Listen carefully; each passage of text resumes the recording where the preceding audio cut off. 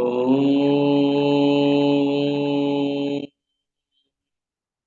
नमः सिद्धेभ्यः।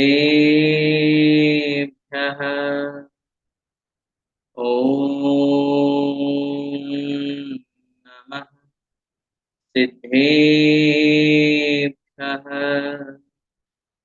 ॐ नमः सिद्धेभ्यः। नमो अरिहन्ताणं नमो सिद्धाणं नमो आयर्याणं नमो वज्झायाणं नमो लोये सव्यसाहूणम् मोक्षमार्गस्य नेतारम् भेत्तारं कर्म भूभृताम् ज्ञातारं विश्वतत्त्वानां वन्दे तद्गुणलब्धये। वन्दे तद्गुणलब्धये। वन्दे तद्गुणलब्धये। पंच परमेष्ठी भगवान की जय। द्वादशांग में जिनवाणी माता की जय।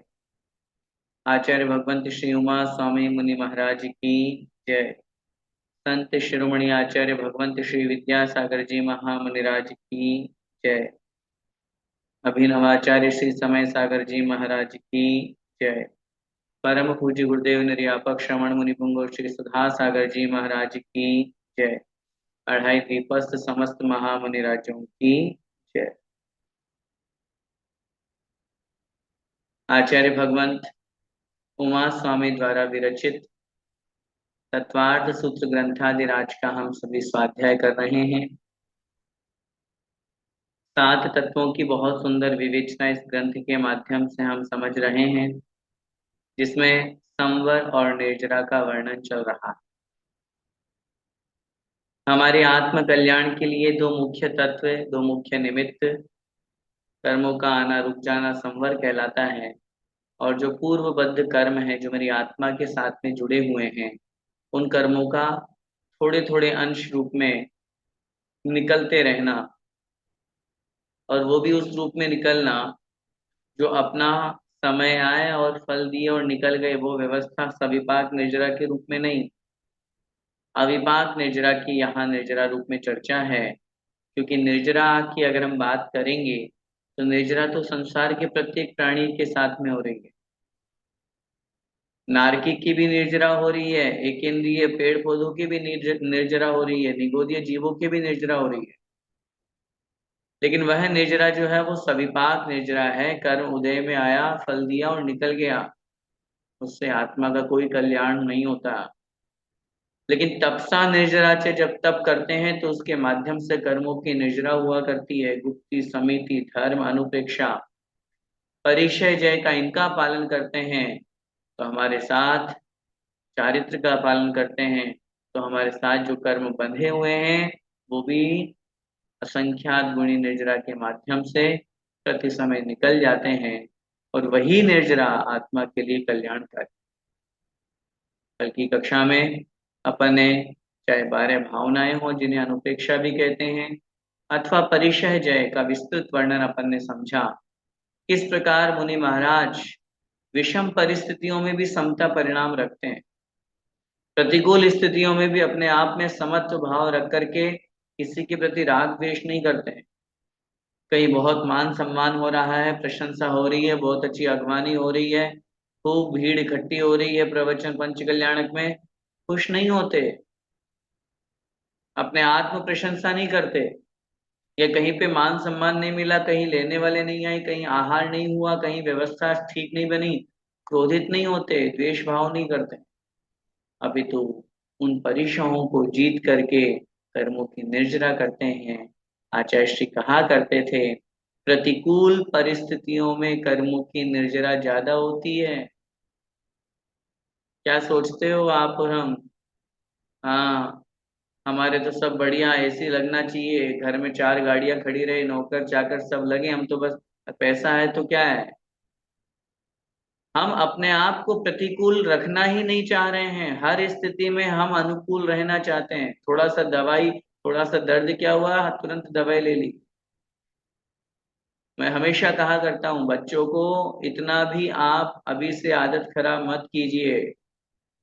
आज घरों में सब जगह अपन बहुत सारी सुविधाएं उनको उपलब्ध करा देते हैं। एक उदाहरण समझिए, हमने घर में सब जगह एसी लगा रखा है, बच्चा पूरे 24 घंटे एसी में रह रहा है, स्कूल जाएगा बस में एसी, स्कूल में एसी। अब बताओ, बाहर आप खेलने देते नहीं हो, व्यवस्था उसकी ऐसी बना रखी कि घर में बैठ करके मोबाइल चलाता है या वीडियो गेम खेलता है या टीवी देखता है। आजकल बाहर बच्चा एक्सपोज होता नहीं है। अब उसके शरीर से गंदगी, पसीना कैसे निकलेगा, आप पसीना ही नहीं आने दे रहे, परिश्रम ही नहीं करने दे रहे हैं, तब इस स्थिति में वो कहाँ आगे व्रत उपवास संयम नियम पालन की बात कर पाएगा। इसके लिए हमें पहले स्वयं अपने आप को मजबूत बनाना पड़ेगा। अपन खुद पालन करेंगे, प्रतिकूल परिस्थितियां होते ही अपन तुरंत डगमगा जाते हैं। आज तब के बारे में अपन पढ़ेंगे, क्यों उपवास महत्वपूर्ण बताया है। उपवास भोजन छोड़ने से क्या होता है, इसके पीछे बहुत बड़ा लॉजिक है। जो व्यक्ति उपवास करता है, कदाचित कभी विषम परिस्थिति ऐसी आई कि उसको भोजन नहीं मिल पा रहा है, कहीं बाहर गया और शुद्ध भोजन नहीं मिल पा रहा है, तड़पेगा तो नहीं, रोएगा चिल्लाएगा तो नहीं भूख के मारे, क्योंकि उसकी आदत है, उसने पहले उपवास किया हुआ है। अगर उसको 12 बजे तक, 2 बजे तक, 4 बजे तक भोजन भी नहीं मिलेगा तो शांत भाव से सहन कर लेगा। और जिसने कभी छोड़ा ही नहीं, पानी भी खूब पीता है या रात में खाता है, सब काम करता है, उसको तो अगर थोड़ा सा भी सुबह उठ करके अगर चाय बिस्किट नहीं मिले तो।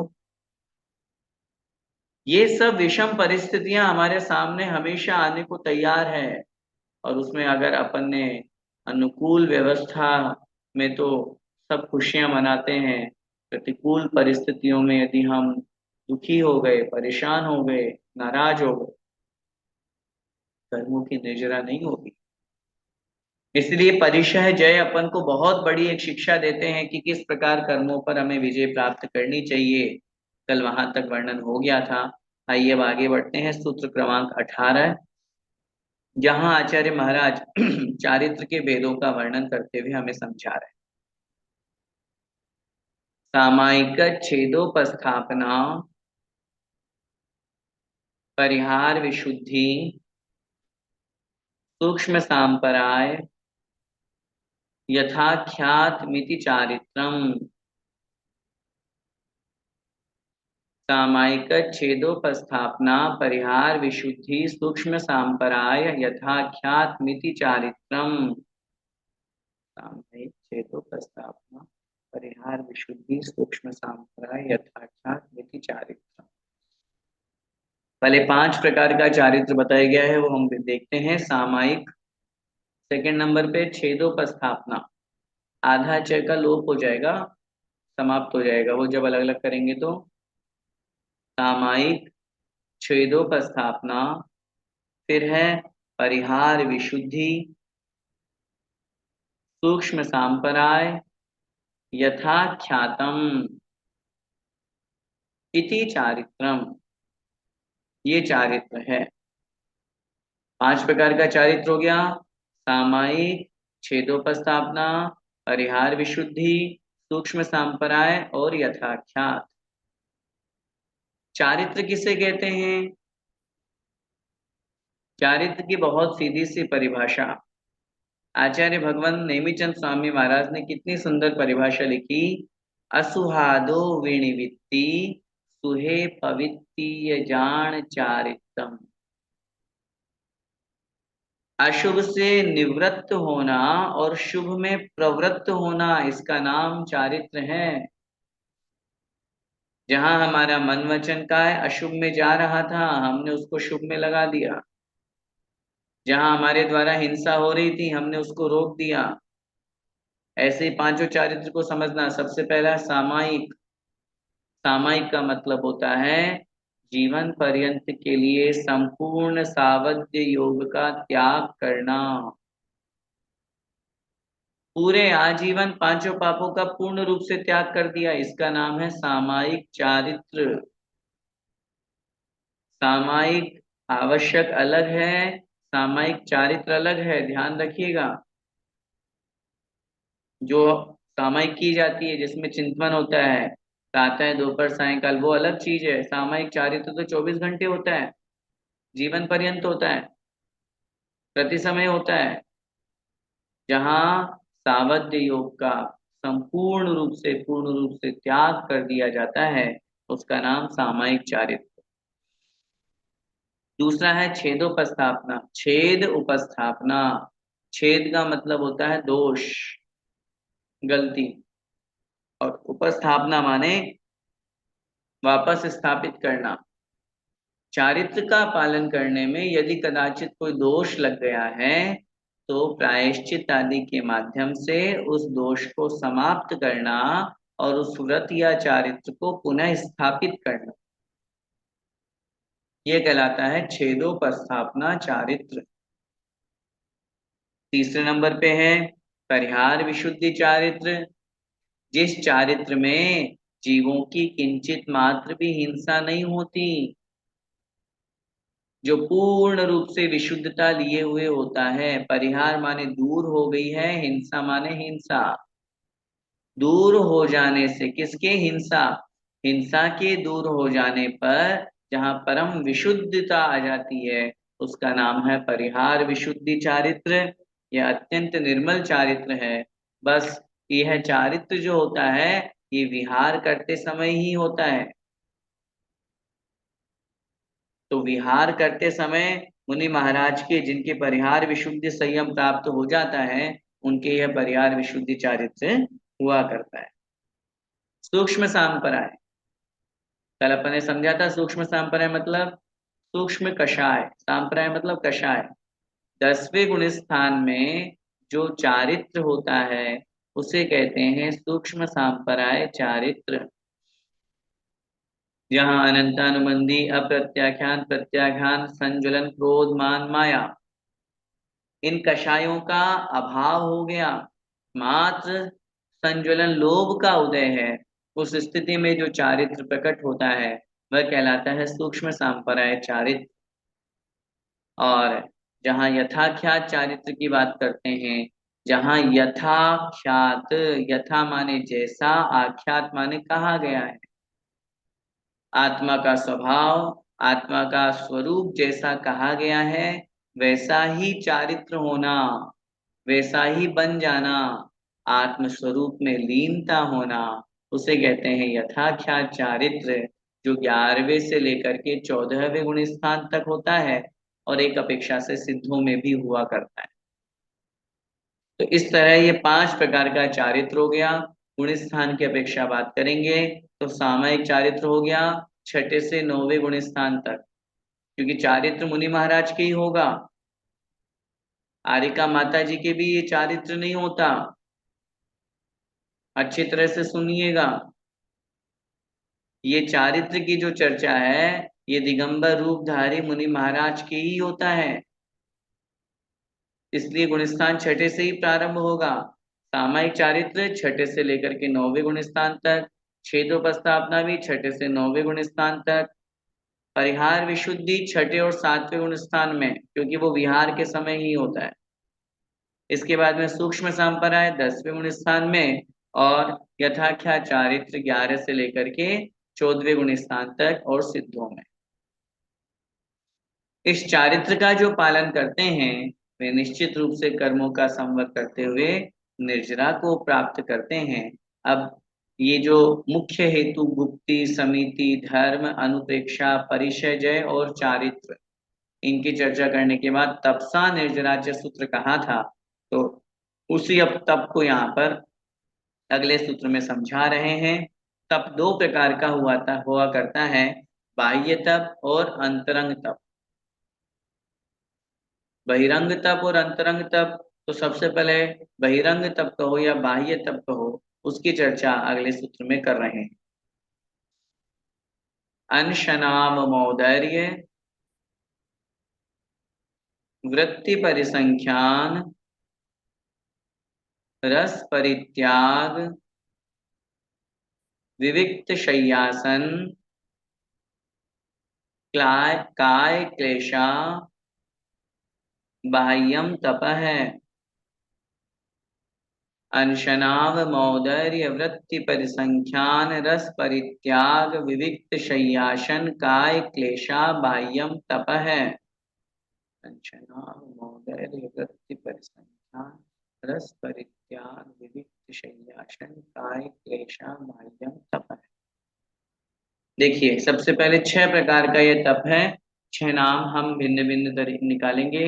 अनशन, फिर यहाँ से लिखा अवमौदर्य, तीसरे नंबर पे वृत्ति परिसंख्यान, फिर रस परित्याग, फिर विविक्त शय्यासन, फिर काय क्लेशाः अर्थात काय क्लेश। बाह्यम तप है, ये बाह्य तप है। बाह्य का मतलब क्या होता है? बाह्य का मतलब बाहर से। जो तप बाहर से दिखते हैं अथवा बाहर से किसी अन्य वस्तु की अपेक्षा रखते हैं, उन्हें कहते हैं बाह्य तप। जैसे अनशन, अनशन का मतलब क्या होता है? अनशन का मतलब होता है चारों प्रकार के आहार का त्याग करना, जिसे हम अपने भाषा में उपवास भी बोलते हैं। अब ये तप है, चारों प्रकार के आहार का त्याग किया है, अगर पानी भी ग्रहण कर लिया तो वह उपवास नहीं हुआ। अब भैया जी 10 लक्षण के 10 उपवास करते हैं तो पानी तो पीते हैं, कोई बात नहीं, जितना कर रहे हो अच्छी बात है, लेकिन नंबर 100 में से 100 नहीं, 90 मिल जाएंगे। भाई पानी पिया है तो नंबर थोड़े कम हो जाएंगे। अब क्या करें, शक्ति नहीं है तो। लेकिन ये बात बहुत अच्छी तरह से समझिएगा, चाहे मुनि महाराज हो चाहे श्रावक हो, अगर उसने एक अंजुली भी पानी पी लिया, आधा गिलास भी पानी पी लिया, वो उपवास की कोटि में नहीं आएगा। खाद्य स्वाद्य लेय पे अनशन का मतलब चारों प्रकार के आहार का त्याग करना। दूसरा है अवमोदर्य, भूख से कम खाना। ये आएगा आपका जो आप पानी पी रहे हो।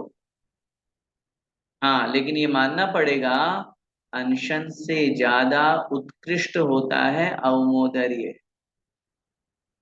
अनशन में तो आपको चौके में जाना ही नहीं है, भोजनशाला में, मेस में, किचन में, थाली पे बैठना ही नहीं है। अवमोदरी में तो आपको सब दिखाया जाएगा, भैया जी ये ले लो, ये ले लो, महाराज जी को सारी थाली दिखाई जाएगी। और उनको देखते हुए भी त्याग करना, ये और ज्यादा कठिन होता है।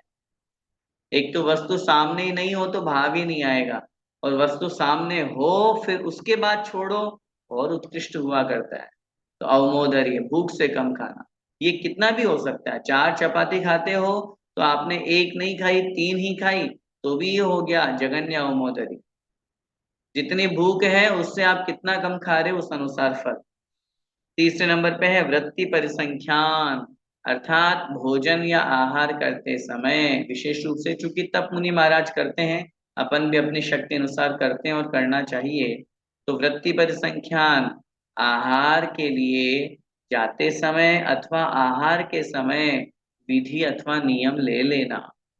मैं आज इतनी ही वस्तु लूंगा, मैं आज इतनी ही बार, अपन गृहस्थों के लिए मैं इतनी ही बार मुंह झूठा करूंगा। जैसे मुनि महाराज विधि ले लेते हैं, आज अगर ये मुझे मिलेगी विधि तो ही मैं आहार करूंगा, ये कहलाता है वृत्ति परिसंख्यान। चौथा है रस परित्याग, दूध दही नमक मीठा घी तेल, और उसमें साथ में एक जोड़ दो हरी। 7 दिन के 7 रस हैं, अपने शक्ति अनुसार पूरे 6, वैसे 6 रस कहे गए हैं, लेकिन आचार्य श्री कहते हैं जब अपन सोमवार को हरि गिनते हैं ना, डे वाइज में काउंटिंग करते हैं, तो आचार्य श्री कहते हैं वैसे तो 6 ही रस हैं, लेकिन हरि भी एक रस है। जिस दिन हरि नहीं मिलती उस दिन भोजन कैसा लगता है? हैं? हमें हमें लोग पूछते हैं, हमें हमें परेशान करते हैं, आप लोग तो होते हो नहीं होते। भैया जी कल अष्टमी है, आप हरी नहीं लेंगे, तो हम क्या बनाए? अरे बिना हरी की कोई वस्तु बनती नहीं है। अपन को सबको लगता है अरे अब सब्जियों में क्या बनाए, फ्रूट्स में क्या बनाए, उसके बिना अपना चलता नहीं है। इसलिए आचार्य श्री कहते थे हरि भी एक रस है, और उसको छोड़ा तो बहुत बड़ा आपने त्याग किया है। तो इस प्रकार क्या कह रहे हैं यहाँ पे, रस परित्याग, अपनी शक्ति अनुसार एक रस का, दो रस का, तीन रस का, छह रसों का। आचार्य श्री को देखो ना, किस प्रकार उन्होंने अपने जीवन को संयमित बनाने के लिए रसों का त्याग करके और आगे बढ़े थे। विविक्त शय्यासन, अर्थात विविक्त का मतलब होता है एकांत। शय्या माने शयन करना, आसन माने आसन लगाना। एकांत स्थान पर निश्चित समय के लिए बैठ करके अथवा खड़े होकर के जो आसन लगाया जाता है, ध्यान किया जाता है, सामायिक आदि की जाती है, वह कहलाता है विविक्त शय्यासन। और अंतिम है काय क्लेश, अर्थात अपने शरीर को क्लेशित करना। क्लेशित करने का मतलब है शरीर के माध्यम से योग करना, तप करना, साधना करना। आप पढ़िए किस किस तरह से योग किया करते हैं। आतापन योग है, मुनि महाराज अपने कैसे कैसे आसन लगाते हैं। गोदोहन आसन है, वज्रासन है, पद्मासन है, सूर्य की तरफ अभिमुख होकर के उसकी तरफ देखते हुए साधना करना, ये सब जो होते हैं ये कायक्लेश तप होता है। ये छह प्रकार के बाह्य तप कहे गए हैं। इसमें ये बाहर से भी दिखते हैं, और इनमें कहीं ना कहीं बाहर की किसी वस्तु की अपेक्षा होती है, इसलिए इनको बाह्य तप कहा है। आइए अगले सूत्र में अंतरंग तपों को समझा रहे हैं। प्रायश्चित विनय वैयावृत्य स्वाध्याय विसर्ग ध्यानानुत्तरम। प्रायश्चित विनय वैयावृत्य स्वाध्याय विसर्ग ध्यानानुत्तरम। देखिए, प्रायश्चित विनय वैयावृत्य स्वाध्याय विसर्ग, फिर संधि विच्छेद करेंगे, ध्यानानि उत्तरम। ध्यानानि मतलब ध्यान, उत्तरम माने बाद वाला। पहले बाह्यम तप हो गया, तो अब यहाँ अंतरंग तपह कहने की आवश्यकता नहीं है, बस उत्तर बोल दिया, उत्तरम बाद वाला। बाद वाला कौन सा? अंतरंग तप। छह प्रकार का हो गया, प्रायश्चित, विनय, वैयावृत्य, स्वाध्याय, विसर्ग और ध्यान। ये अंतरंग तप है। इन तपों को करने के लिए बाह्य में दिखे ये जरूरी नहीं है, और किसी की अपेक्षा हो ये भी आवश्यक नहीं। प्रायश्चित, अब मुनि महाराज या हमारे किसी व्रत में दोष लग गया, तो अपने मन को पवित्र करने के लिए, उस दोष का परिहार करने के लिए प्रायश्चित ग्रहण करना। ये प्रायश्चित बहुत बड़ा तप है। अंतरंग तप इसलिए कहा गया है क्योंकि प्रायश्चित लेने के लिए अपने मन को पवित्र बनाना पड़ेगा। हमसे कोई गलती हो गई है, अपनी गलती हम किसको बताएंगे बोलो? अगर हमारे मन में कोई दोष लग गया हमारे व्रत में, तो अगर हम गुरु के चरणों में रखेंगे तो अपने मन को कितना सरल बनाना पड़ेगा, अपने आप को कितना इजी करना पड़ेगा। अरे महाराज क्या सोचेंगे मेरे बारे में, जिसको मैं बताऊंगा वो क्या सोचेगा मेरे बारे में, क्या पता वो मेरी हंसी तो नहीं उड़ाएगा। किस किस तरह के ख्याल आते हैं। इसलिए मन को पवित्र बनाना है, अंतरंग के अंतर्गत इसे लिया गया है। विनय, ज्ञान की विनय करना, ज्ञानी की विनय करना। आगे पढ़ेंगे चार प्रकार की विनय। वही बात आ गई, अंतरंग इसलिए है क्योंकि सामने वाले का सम्मान करने के लिए, सामने वाले की विनय करने के लिए अपने आप को छोटा बनाना पड़ेगा। अभी हाल ही में एक ताजा प्रसंग मेरे सुनने में आया। महावीर जयंती के दिन पूज्य मुनिश्री प्रमाण सागर जी महाराज का दीक्षा दिवस था। आप लोगों ने, बहुत लोगों ने सुना होगा पूज्य गुरुदेव सुधा सागर महाराज जी का प्रवचन। अब आप स्वयं सोचिए, पूज्य गुरुदेव सुधा सागर महाराज जी इतने उत्कृष्ट साधु हैं, प्रमाण सागर महाराज जी से कितने सीनियर हैं, उसके बावजूद भी पूज्य सुधा सागर महाराज जी प्रमाण सागर जी की प्रशंसा कर रहे हैं, और न केवल प्रशंसा कर रहे हैं, अपितु अंत में कह रहे हैं ऐसे प्रमाण सागर जी को मैं भी प्रणाम करता हूं। ये क्या है? ये विनय तप है। उन्होंने कहा छोटे हैं तो क्या हुआ, मेरे अनुज है तो क्या हुआ। आज इन्होंने जो धर्म की प्रभावना की है, इन्होंने जो युवा शक्ति को जोड़ा है, युवाओं को जो धर्म में प्रेरित किया है, एक लाजवाब धर्म की प्रभावना हुई है। और आप खुद सोचिए, निश्चित रूप से पूज्य आचार्य भगवंत के आशीर्वाद से जो संघ आज हमें दिखाई दे रहा है, पूज्य सुधा सागर महाराज जी और प्रमाण सागर महाराज जी, हर किसी के मुंह पे है। और भी साधु हैं, लेकिन एक बता रहा हूं, धर्म प्रभावना के मामले में जो आज सामने आए हैं, ये दो साधु मुख्य हैं। तो आज बड़े महाराज भी छोटे महाराज की प्रशंसा कर रहे हैं, उनको नमोस्तु कर रहे हैं। ये कहलाता है विनय तप। यहाँ तो छोटा ही बड़े को नमोस्तु करने में सोचता है। ऐसे भी हैं जो बहुत छोटे हैं, वो भी नमोस्तु नहीं कर रहे, और यहाँ बड़े छोटे को ये विनय तप कहलाता है। उन्होंने उनको प्रणाम किया, वो उनकी वो जाने। सुधा सागर महाराज जी बोलते हैं मेरा तो विनय तप हो गया, कर्मों की निर्जरा हो गई मेरी तो। तीसरे नंबर पे आता है वैयावृत्य। बाहर से देखने में लग रहा है हाथ पैर दबा रहे हैं, सब कर रहे हैं, सेवा कर रहे हैं, लेकिन उसके लिए अंतरंग राजी होगा। है कैसा संकोच होता है किसी के पैर छूने में, किसी के पैर दबाने में। अपने आप को कितना लघु बनाना पड़ता है, कितना छोटा बनाना पड़ता है, तब जाकर के सामने वाले की सेवा कर पाते हैं। इसलिए ये कहलाता है वैयाव्रत। स्वाध्याय, स्व अध्ययन, अपनी आत्मा का अध्ययन करना, ये तो निश्चय रूप में हो गया। सामान्य रूप से शास्त्रों को पढ़ना, पढ़ाना, सुनना, सुनाना, वाचन करना, अर्थ करना, जैसे अभी अपना चल रहा है, ये स्वाध्याय ही तो है। इसके बाद में लिख रहे हैं व्युत्सर्ग। व्युत्सर्ग का मतलब होता है ममत्व का त्याग करना। अंतरंग और बहिरंग रूप से पूर्ण रूप से ममत्व का त्याग करना। और अंतिम है ध्यान, अर्थात अपने मन को एकाग्र करना, एक ही वस्तु पर अपने मन को टिका देना। इसका नाम है ध्यान तप। उत्तरम, इस तरह ये 6 प्रकार के अंतरंग तप कहे गए हैं। 6 बहिरंग तप है, 6 अंतरंग तप है। अब हमें समझना ये है, मुनि महाराज तो इनका पालन करते ही हैं। आचार्य भगवंत तो इनका अच्छी तरह से, उनके तो मूल गुणों में आता है, 36 मूल गुणों में हम पढ़ रहे हैं। हमारा भी कर्तव्य है जितना हो सके अपन भी इन तपों को तपें, ताकि अभ्यास बने और कर्मों की निर्जरा। अब अंतरंग तपों के और भी उत्तर भेद होते हैं।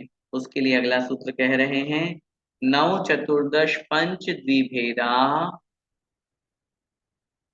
यथाक्रमं प्राग ध्यानात्। नव चतुर्दश पंच द्विभेदा यथाक्रमं प्राग ध्यानात्।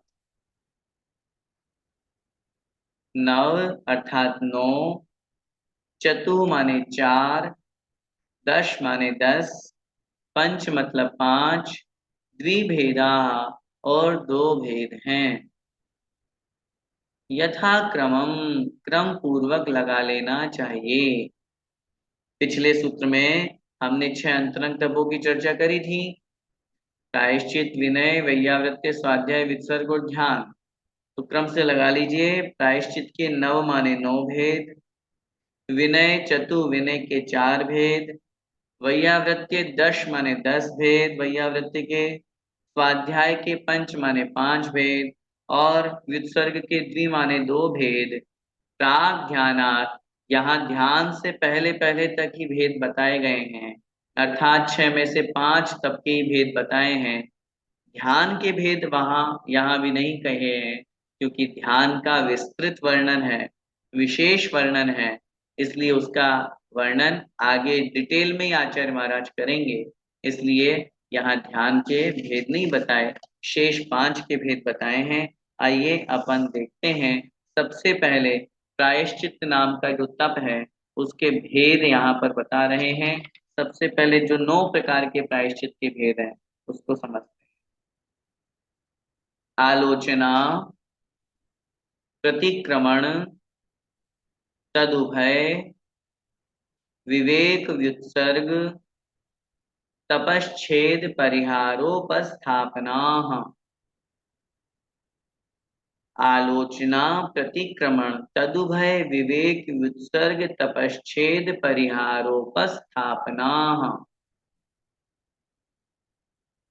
देखिए, आलोचना, पहले नो भेद निकालना है। आलोचना, प्रतिक्रमण, तद उभय माने दोनों, तद उभय आलोचना भी और प्रतिक्रमण भी। फिर है विवेक चौथे नंबर पे, फिर व्युत्सर्ग, तप, छेद, परिहार और उपस्थापन। ये नौ भेद किसके हैं? प्रायश्चित्त तप के। देखिए, बहुत महत्वपूर्ण है। जिनागम एक ऐसा आगम है, जैन दर्शन एक ऐसा दर्शन है, कभी कभी हमारे गलती हो जाती है, दोष लग जाता है जाने अनजाने में।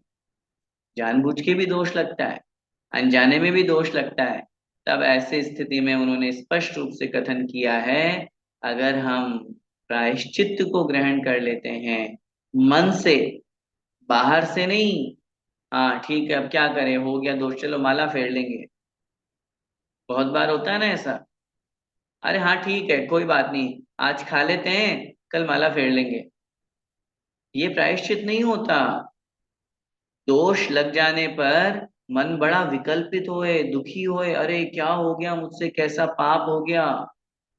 इस तरह के भाव जहां पर आ रहे हो, वहां पर फिर गुरु जैसा निर्देश दें, उस अनुसार उस दोष को ठीक करना, उस दोष को समाप्त करना प्रायश्चित है। सबसे पहला है आलोचना। गुरु के चरणों में जाकर अपने दोष का निवेदन करना, अपने दोष की निंदा करना, भगवान कैसा पाप हो गया मुझसे, मेरे से ऐसी गलती हो गई, ये कहलाता है आलोचना।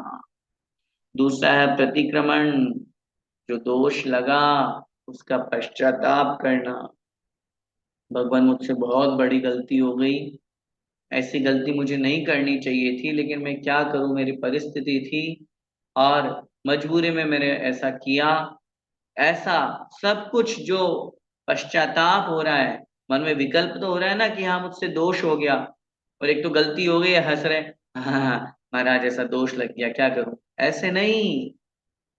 प्रतिक्रमण में कैसे, जब प्रतिक्रमण होता है तब उस समय लोगों की आंखों से आंसू निकलते हैं। प्रतिक्रमण तो वो है वास्तव में, एक एक गलती को, एक एक दोष को याद करो, सिर्फ किताब में लिखा हुआ है, पढ़ लिया, कोरम पूरा कर लिया, ये प्रतिक्रमण एक सामान्य है। वास्तविक प्रतिक्रमण तो वह है कि हमारे द्वारा जो दोष लगा है, उस दोष का स्मरण करते हुए भगवान से क्षमा याचना की भावना, भगवान मैं कितना पापी हूँ। बोलते हैं ना अपन प्रतिक्रमण, भगवान मैं पापी हूँ, मायावी हूँ, दुराचारी हूँ, दुष्ट हूँ, अधम हूँ। ये सिर्फ बोलना नहीं है, अंदर से आवाज आनी चाहिए, मैं हूं ही ऐसा। उस समय गुणों को याद मत करना, और है भी क्या गुण, अपने आप को ज्यादा गुणी समझते हैं, कुछ नहीं है गुण, क्या गुण है। और दोषों की बात करोगे तो पूरा खजाना भर जाएगा, लिस्ट तैयार हो जाएगी, क्या क्या दोष है। अपने दोषों को अपन अपन जानते हैं, हमारे अंदर क्या क्या कमियां हैं। उन दोषों को पश्चाताप करना प्रतिक्रमण है। और तदुभय माने दोनों, गुरु के समक्ष जाकर के दोष भी कहना और उसका पश्चाताप भी करना, दुखी होना, भगवान मुझसे कितना बड़ा अपराध हो गया, ये कहलाता है तदुभय। विवेक, कभी कभी ऐसे दोष लग जाते हैं जिनके प्रायश्चित में हमने अपने विवेक से, अपनी बुद्धि के अनुसार उन वस्तुओं का या किसी भी चीज का एक निश्चित समय के लिए त्याग किया जाता है, यह कहलाता है विवेक। जैसे हमने कोई वस्तु खा ली जो हमें नहीं खानी चाहिए थी, त्याग था उसका, अब उसका तो दोष लग गया, अब क्या करो, अब जो अच्छी लगती है जो वस्तु, उसके अलावा वो तो त्याग कर ही दिए थे, अब उसके अलावा जो वस्तु अच्छी लगती है उसका त्याग कर दो। जैसे बहुत बार कोई दोष लग जाता है तो क्या करो, ठीक है मैं 7 दिन तक मीठा नहीं खाऊंगा, मैं 7 दिन तक नमक नहीं खाऊंगा। हाँ, ये कहलाता है विवेक नाम का प्रायश्चित तप। फिर है व्युत्सर्ग, अपने उस दोष के निवारण के लिए कुछ समय तक कायोत्सर्ग करना, खड़े रहना, ये कहलाता है व्युत्सर्ग। तप, तप का मतलब उपवास आदि करना। जैसे आचार्य महाराज ने कहा, तुमने ये दोष लगा दिया, 5 उपवास करना, कभी भी कर लेना चाहे, या कल उपवास कर लेना, इस तरह से ये कहलाता है तप। छेद, छेद का मतलब होता है एक दिन, एक पक्ष, एक महीना, साल आदि के लिए दीक्षा को छेद देना, दीक्षा भंग कर दी। हम्म, ये बहुत बड़ा तप है, बहुत बड़ा प्रायश्चित है। एक दिन अगर दीक्षा भंग कर दी, तो जो बेच में जिसमें सब मुनि महाराज आपके साथ में मुनि बने थे, जब आहारचर्या को निकलते हो तो उसी क्रम से निकलते हैं। अब आपने, आपको महाराज ने कह दिया अब हमेशा के लिए, अब आप जो है पीछे के क्रम में आहार के लिए उठना, छोटे हो गए मुनि महाराज। इसके बाद में परिहार, कुछ समय के लिए संघ से पृथक कर देना। तुमने ऐसा दोष लगा दिया, अब तुम एक काम करो, 6 महीने तक मुझे अपनी शक्ल मत दिखाना, इस संग से आप अलग हो जाओ 6 महीने तक। ये कहलाता है परिहार। और उपस्थापन, उपस्थापन का मतलब होता है पुरानी दीक्षा छेद करके पुनः नई दीक्षा प्रदान करना। तुमने ऐसा दोष लगा दिया, व्रत ही पूरा भंग कर दिया, अब काम नहीं चलेगा, अब तो तुम्हें वापस नई दीक्षा लेनी पड़ेगी। ये कहलाता है उपस्थापन। इस तरह से ये प्रायश्चित तप के 9 भेद हैं। प्रायः चित्त अर्थात दोषों को ठीक करके, दोषों की शुद्धि करके अपने चित्त को शुद्ध करना, अपने मन को पवित्र बनाना। मन तभी पवित्र हो पाएगा जब अपन को दोष की सजा मिले। अपने आप में विचार कीजिए, अगर अंतरंग से हम दोष को शुद्ध करना चाहते हैं, तो अगर अपन से गलती हो गई है और वो दोष कब तक चुभता रहेगा, बोलो? जब तक हमारे पास में उस दोष को हम ठीक न कर लें। और जब दोष ठीक हो जाता है, गुरु ने जो प्रायश्चित दिया वो हमने ग्रहण कर लिया, हमने प्रायश्चित भी ले लिया, वो तप भी कर लिया, वो व्रत भी कर लिया, अब मन का विकल्प खत्म। ठीक है, मुझसे गलती हो गई थी, लेकिन अब गुरु ने प्रायश्चित दे दिए थे, वो ठीक हो गया। तो इस तरह से व्यवस्था कहलाती है। तो ये कहलाता है 9 प्रकार का प्रायश्चित। विनय तप के 4 भेद। ज्ञान दर्शन चारित्रोपचाराः। ज्ञान दर्शन चारित्र और उपचाराः। विनय शब्द सभी में जुड़ जाएगा। 4 प्रकार की विनय, ज्ञान विनय, दर्शन विनय, चारित्र विनय और उपचार विनय। ज्ञान विनय अर्थात सम्यक ज्ञान की विनय करना, आलस से छोड़ करके और आदर पूर्वक योग्य काल में शास्त्रों का पढ़ना पढ़ाना। ज्ञान की विनय, ज्ञानी की विनय और ज्ञान के उपकरणों की विनय। ज्ञानी की विनय करना भी ज्ञान विनय है। सामने जिनवाणी रखी हुई है, अब आप बताओ, आप जिनवाणी को कैसे लेकर के आते हो? बहुत लोगों को देखा मैंने, हाथ में लिया और नीचे ऐसे लटका के लेके जाते हैं, तो नाभि की नीचे हो गई ये तो। जिनवाणी अगर हमारे हाथ में है, हम हमेशा ऐसे लेके जाते हैं, हमेशा नाभि के ऊपर रहनी चाहिए, या फिर ऐसे हाथ में रख के लेके जाओ। बच्चों को हम समझाते हैं, जब क्लास से अपने रूम से वो क्लास में आते हैं ना, यहाँ पे तो हॉस्टल कैंपस है यहाँ, तो वो ऐसे, तो इस तरह से ये जिनवाणे का सम्मान है। कहीं पर भी ट्रेन में भी जा रहे हैं, बस में भी जा रहे हैं, कहीं पे भी हमें जिनवाणी लेके जानी है, तो ऐसा नहीं कि ली जिनवाणी और बैग में रख दी और बैग लगा दिया सीट के नीचे और बैठ गए अपन उसके ऊपर। हाँ, दोष लगता है। इसलिए जिनवाणी की विनय, ज्ञान विनय, दर्शन विनय, ऐसे ही सम्यक दर्शन की विनय करना, सम्यक दर्शन को धारण करना, जो सम्यक दृष्टि है उनकी विनय करना, सम्यक दर्शन के जो उपकरण है उनकी विनय करना। जिनायतन है, जिनवाणी है, देव शास्त्र गुरु है, नव देवता है, कोई भी चित्र आदि है जो दिगंबर रूप में है, पंच परमेष्टि नव देवताओं के हैं, उनका सम्मान करना। ऐसा नहीं कि पैरों में पड़ा है तो पड़े रहने दो। कोई मुनि महाराज की फोटो है, पैरों में आ रही है, सब कुछ चलते हुए जा रहे हैं, नहीं। विनय तप को धारण करने वाला उसको उठाएगा और एक सम्माननीय उच्च स्थान पे रख देगा। तीसरे नंबर पे है चारित्र विनय। चारित्र का निर्दोष स्वयं पालन करना और चारित्र को धारण करने वालों की विनय करना। चारित्र के जो उपकरण है उनकी विनय करना, साधन है उनकी विनय करना, और अंतिम है उपचार विनय, अर्थात जो हमसे बड़े हैं, ज्ञान में वयोवृद्ध हैं, उम्र में बड़े हैं, हमारे गुरुजन हैं, उनका सम्मान करना, उनके आने पर खड़े हो जाना, उनके पीछे पीछे चलना, ये कहलाता है विहार आदि में उनके पीछे पीछे चलना, ये कहलाता है उपचार विनय। इस प्रकार विनय एक बहुत बड़ा तप है। हम जितनी विनय करेंगे उतना हम लघु बनेंगे, और जितना लघु बनेंगे उतना ही प्रभुता को प्राप्त होंगे। इसलिए हमें विनय तप को स्वीकार करना चाहिए। आगे वैयावृत्य तप के 10 भेद कह रहे हैं, आइए देखते हैं। आचार्य उपाध्याय तपस्वी शैक्षिग्लान गण कुल संघ साधु मनोज्ञानाम। आचार्य उपाध्याय तपस्वी शैक्षिग्लान गण कुल संघ साधु मनोज्ञानाम। देखिए, पदच्छेद करेंगे 10 प्रकार के। यहाँ पे वैयावृत्ति के जो भेद हैं, ये जिनकी वैयावृत्ति की जाती है उनकी अपेक्षा से 10 भेद हो गए। आचार्य, उपाध्याय, तपस्वी, शैक्ष्य, ग्लान, गण, कुल, संघ, साधु और मनोज्ञ।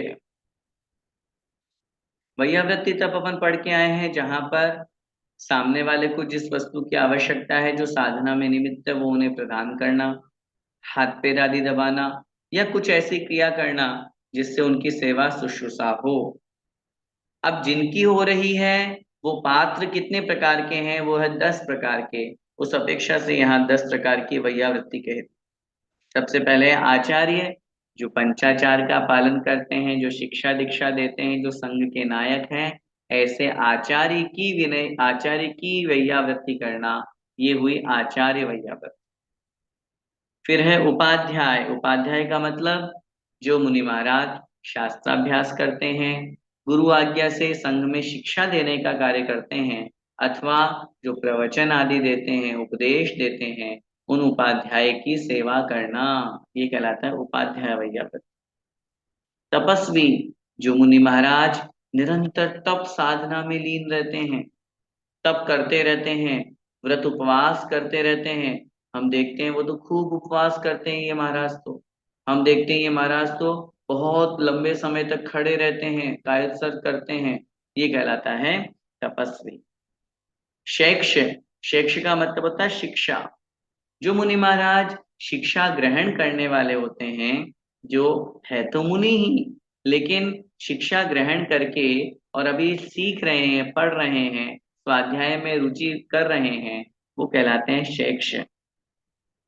ग्लान, ग्लान का मतलब होता है रोगी साधु। जिन मुनिराज को कोई रोग हो गया, कोई बीमारी हो गई, फोड़ा फुंसी हो गया शरीर में, या कोई शरीर दर्द कर रहा है अंग प्रत्यंग, अथवा कोई फीवर आदि को रोग हो गया, ऐसे साधु की वैयावृत्ति करना, ये कहलाता है ग्लान। फिर है गण। गण का मतलब होता है जो संघ में वृद्ध मुनि महाराज होते हैं, जो आयु में वृद्ध हो गए हैं, ऐसे मुनि महाराज, अथवा हाँ विशेष रूप से स्थविर जिनको शब्द का प्रयोग किया जाता है, उनकी वैयावृत्ति करना गण कहलाता है। कुल, कुल का मतलब होता है दीक्षा देने वाले जो हमारे आचार्य हैं, उनकी ही परंपरा के और भी जो अन्य साधु महाराज हैं, उनकी वैयावृत्ति करना, अर्थात अपने साथ में अन्य जो अपने गुरु के शिष्य भाई हैं, उनकी वैयावृत्ति करना, ये कहलाते हैं कुल। संघ, संघ का मतलब होता है ऋषि मुनि यति और अनगार, ये चतुर्विध संघ कहा गया है, इनके समूह की अथवा इनकी वैयावृत्ति करना, ये कहलाता है संघ वैयावृत्ति। साधु, साधु का मतलब होता है जो बहुत लंबे समय तक दीक्षित रहे हैं, बहुत लंबे समय से दीक्षित हैं, चिरकाल दीक्षित हैं, ऐसे साधु कहलाते हैं। और मनोज्ञ का मतलब होता है जो मन को अच्छे लगने वाले हैं, लोक में जिनका बहुत नाम है, जो खूब धर्म प्रभावना करके और जिनकी प्रसिद्धि हुई है, ऐसे साधु कहलाते हैं मनोज्ञ साधु। इस प्रकार वैयावृत्ति तो मुनि महाराज की ही करना है, लेकिन उसमें भी 10 भेद बता दिए। पात्र की अपेक्षा से इनकी वैयावृत्ति करने से कर्मों की निर्जरा होती है। जीवन में हमेशा ध्यान रखिएगा, जब कभी भी जैसा भी कैसा भी अवसर मिले, हमें वैयावृत्ति करनी चाहिए। हम और आप तो छोड़े, हम करना ही है। मुनि महाराज भी मुनि महाराज की वैयावृत्ति करते हैं। अभी कुंडलपुर के भी वीडियो सामने आए थे, पहले भी हमने देखा महाराज कितना वात्सल्य होता है। और वैयावृत्ति करने में अपने आप को नम्रीभूत करना पड़ता है, अपने आप को छोटा बनाना पड़ता है, तब तो हम सामने वाले की सेवा कर पाएंगे। तो इसलिए इससे कर्मों की निर्जरा होती है। आगे स्वाध्याय नाम का जो तप है, उसके 5 भेद होते हैं। आइए देखते हैं। वाचना प्रच्छनानुपेक्षाम्नाय धर्मोपदेशाः। वाचना प्रच्छनानुपेक्षाम्नाय धर्मोपदेशाः। वाचना प्रच्छना अनुप्रेक्षा आमनाय धर्मोपदेश। 5 हो गए। वाचना प्रच्छना अनुप्रेक्षा आमनाय और धर्मोपदेश।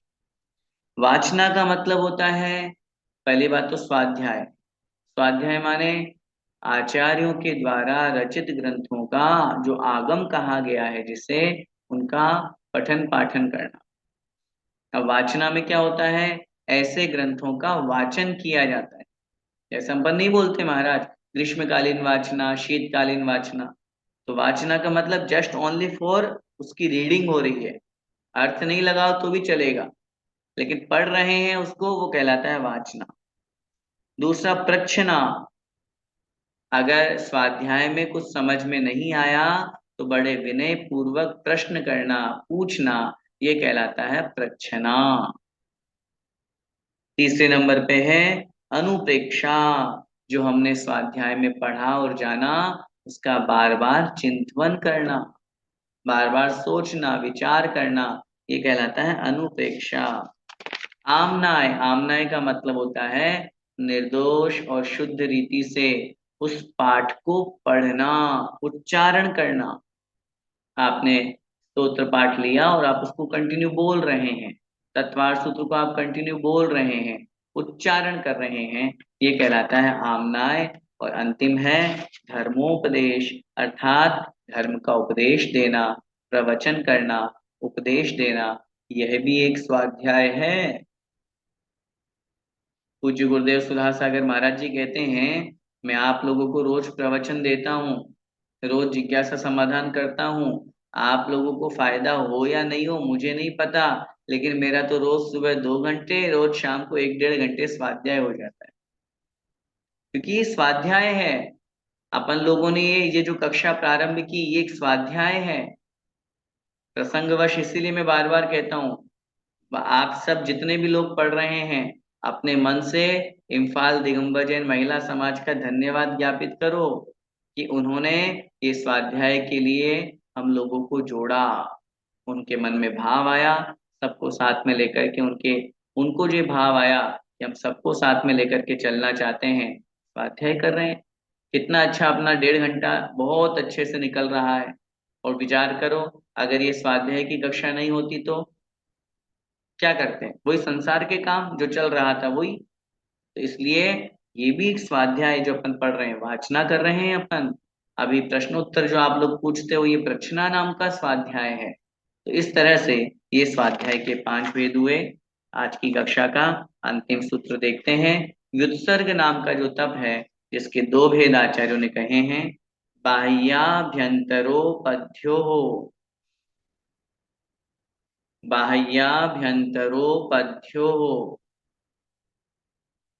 पदच्छेद करेंगे, बाह्य आभ्यंतर उपध्यो, बाह्य आभ्यंतर उपध्यो, उपध्यो दोनों में लग जाएगा, उपधि का द्विवचन में है उपध्यो। बाह्य उपधि और अंतरंग अभ्यंतर उपधि, यहां से अ निकलेगा, आभ्यंतर नहीं अभ्यंतर। बाह्य माने बाह्य, उपधि माने परिग्रह।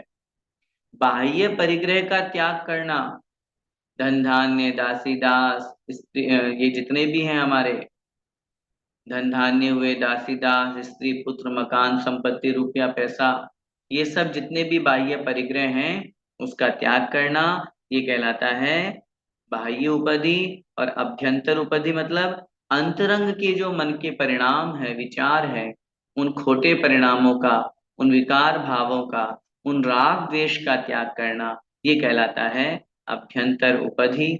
इस प्रकार से ये दो प्रकार के व्युत्सर्ग नाम का तप है, जहां बाहर खड़े होकर के साधना कर रहे हैं नग्न दिगंबर होकर, ये बाह्य उपाधि हो गई। अंतरंग में कषायों का अभाव हो रहा है, कषायों का त्याग कर रहे हैं, ये अभ्यंतर उपाधि हो गई। इस प्रकार ये भी एक तप है जिसका नाम है व्युत्सर्ग नाम का तप। अपन ने बहुत अच्छी तरह से इन अंतरंग तपों का डिटेल आज की कक्षा में समझा। अब जो मुख्य है ध्यान, उसको अपन आगे कल की कक्षा में देखेंगे। उसका वर्णन भी बड़ा है, डिटेल में है, इसलिए आचार्य महाराज ने 5 तपों का तो अलग वर्णन कर दिया, अलग भेद बता दिए, और उसके अलग वर्णन आगे करेंगे। निश्चित रूप से ये तप हमारे जीवन को बहुत उत्कृष्ट बनाते हैं। हम सब जानते हैं बिना तपे कुछ भी अच्छा नहीं होता। जब तक रोटी तपेगी नहीं तो खाने योग्य नहीं बनेगी। हलवे को जब तक आप अग्नि में तपाओगे नहीं तब तक वो हलवा नहीं बनेगा। मिट्टी को जब तक कुम्हार तपाता नहीं है वो घड़ा नहीं बनता। दुनिया की किसी भी चीज को ले लीजिए, पत्थर जब तक तपता नहीं है तब तक प्रतिमा नहीं बनती है, और जब तक प्रतिमा नहीं तो पूज्यता नहीं। हर वस्तु, हर इंसान को देख लीजिए, जब तक वह मेहनत नहीं करता है, तप नहीं करता है, तो नाम नहीं होता, यश नहीं मिलता, प्रसिद्धि नहीं मिलती, जो वो चाहता है वो नहीं मिलता है। हर चीज के लिए तप आवश्यक है। ये जैसे अंदर दूध गर्म करना है तो पहले बाहर की पतीली गर्म होगी तब जा करके अंदर का दूध गर्म होगा। ऐसे ही यदि आत्मा को शुद्ध करना है, आत्मा को कर्मों से रहित करना है, तो हमें इन तपों को धारण करना चाहिए। अपनी शक्ति अनुसार हम इन तपों को तप करके अपनी आत्मा का कल्याण कर सकते हैं। हम सभी इन तपों को अपने जीवन में धारण करें। इसी मंगलमय भावना के साथ बोले द्वादशांग जिनवाणी माता की जय।